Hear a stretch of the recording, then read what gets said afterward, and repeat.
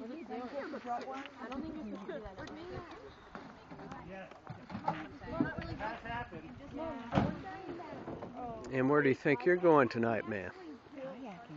And what are you going to see? What kind? Thank you.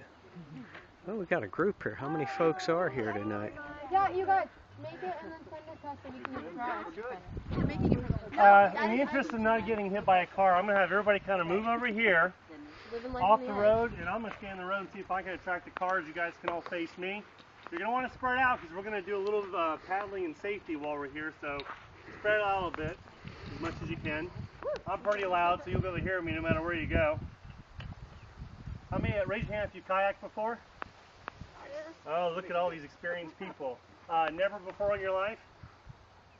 There we go. You have Jack with you, so you're good to go. So if you've kayaked before, you probably have the basics down, but I'm going to go over some of the paddling techniques before we go out and some safety things before we go out. If you've paddled before with a kayak, you know, of course, it's a little bit different than a canoe. Besides the fact you have two blades on instead of one. When you paddle with a kayak, a lot of people make the mistake of using their arms when they paddle.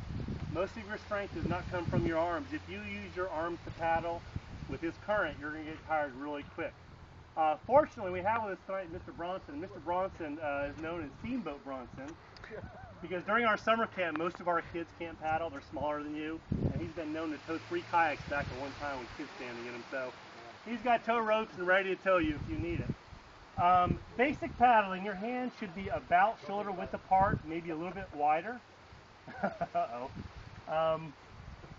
Part of this is comfort. You know, you have to kind of see where you're most comfortable, but if your hands are too close in or too far out, you're putting extra strain on your shoulders or you're putting extra strain on your wrist depending on where your hands are. So you find a comfortable level about shoulder width apart. Let me turn this way so it'll be easier to see. You have foot pegs inside each of the kayaks. Those are real important. You don't want to have your legs straight out. Sometimes if you're a little shorter, it's hard to avoid that, but you want a little bit of a bend in your knees. You looking for a day away? They're all the way down at the end. Okay. Yep. There's another group down here that does 2 tours every night. They do several hundred people every night. Fortunately enough, we're better than them, so you got the right group. When you paddle, you've got your foot on the pegs because that provides support for your body. You don't want your body shifting back and forth in the seat.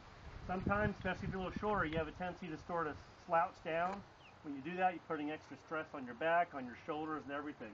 So knees should be slightly bent on the foot pegs, hands out in front of you. Most people, when they paddle, reach out with their arm and pull back and forth like this. If you think of it more of as a twisting motion with your core, using your core to paddle, you'll have a lot more muscles that you can use. So when you paddle, you actually twist your body. The blade goes in the water. Instead of pulling with your arm, you twist with your body back again. And when you do that and you move your arm at the same time, your other blade winds up in front of you.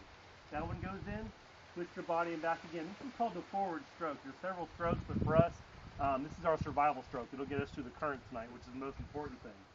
So when you're paddling tonight, it's very easy to fall into that habit of just pulling with your arms. It will tire you out so fast. Use your leg muscles to push on the pegs. Use your body to twist and pull. You don't need to go fast. If you paddle faster, you're not going to go faster. It's all about technique.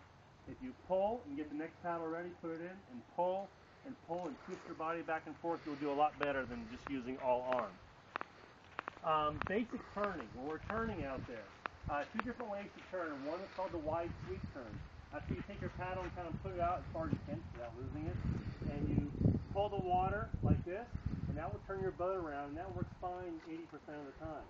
A lot of people like to put their paddle in behind them and turn this way. Unless you're really good at it, it tends to slow you down, and you lose your momentum. So if you're just making a normal turn, and it doesn't have to be real sharp, you put the paddle out and you sweep it, and that will turn your boat around. Of course, you might know if you've paddled before that you can stick the paddle behind you, and if you're careful, it won't slow you down. If you push it to the right, you'll go left, left will go right, and that'll keep your kayak turned also. You know, not to wobble back and forth in the boat. These boats, actually, most of those boats are more stable than most kayaks, except for Mr. Bronson's. That's the most unstable one here. That's why he's in it. He tips. We all get the last. Okay, so when you're stroking, using your body, once we're out inside the water, if you get tired, if you have a problem. One of us will always be at the front, one of us will always be at the back. You have this whistle. Now, this whistle is for emergency purposes only. This is the national, international distress call. U.S. Coast Guard distress call. So if you blow your whistle, if you're a boatsman, you should go help that person out. We don't blow these unless we really, really need help. With Mr. B in the back or me in the front, if you need help, you just throw your hand up or scream and holler, and one of us will get to you. If you need to take a break, like I said, we've got tow ropes, and we'll just hook you up to one of us, and we can kind of take a break from paddling for a little while. That's pretty much it for paddling, for basically what we're doing tonight. Talk a little bit about safety. This canal is navigated by some very, very large boats. So if you get in the center of this canal, it's really deep, depending on where we are. There's no place here where you just want to step out of the kayak. We do sometimes over in the flats because it's really shallow, and that way we can scare up some fish and play with the gators a little bit. But for the most part, you want to stay inside your boat the whole time. If you start to get water inside your boat, we have sit on top and sit inside. This is a sit inside. If there's a lot of splashing going on, which tonight there's no rolls or anything, we have a pump that we can pump the water out. It's just a little bit rolling in the bottom. That's not going to hurt anything. But the more that you smack your paddle against the water, the more water you get in the boat, the harder it is to paddle. So that's why you try not to smack your paddle inside the water. We like to stay together as a group. We don't like to get separated. So even though we'll be a little bit apart because we have so many people, we're not going to stop and talk or do anything until we're all together as a group. Yeah, it's not a race. The person up front, me or Mr. B, will not be going as fast as we can trying to get someplace. We're going to stop a couple of places. Stopping is very difficult tonight because of the current. But we want to stop and show you a couple of things while we're here. Teach you a little bit about where you are. We're actually on a national wildlife refuge. This is not just a launching point for boats. Another thing about this channel right here, there are boats that go through here all night long. Guys that are fishing and shrimping, or just party boats going through here. But we tend to try to stay close to the edge and stay out of that channel. If you hear us yelling to get out of the channel, that means there might be a boat coming. We want you over by us. It's pretty easy to paddle over quickly, but most of this is a manatee zone. They tend to go pretty slow, but we like to take chances with the boat. That's why you have the flasher on your back right there, so that they can see you from behind. I'm in the front, and I've got a real bright headlamp so they can see us coming when we're going. Mr. B? One thing when you are paddling, if you're gripping and you see one of your knuckles, like the knuckles of death that you get when some of these teenagers, young ladies are going to be driving soon, I don't know how many of you do, but those ones when you're training your daughter to drive and your knuckles are white, you're gripping that paddle too hard, you'll end up with blisters, and that same thing, you'll get a lot of strain in those wrists. You don't have to hold it very hard. You can paddle effectively by using even just your fingertips, because you don't want to put that whole blade in the water. If this is the surface of the water, the whole thing shouldn't be under. You can just use just a little bit of the face of that blade, and it'll push you fine. So, I just don't want to make people tired. No, that's a good point. Yeah, absolutely, because your hands and wrists will get tired fast if you haven't done this. We're heading that direction to start. So your hardest paddle is the first 30 minutes. When we head back this way, you're pretty much just navigating. There's no current except what's going to be pushing us along.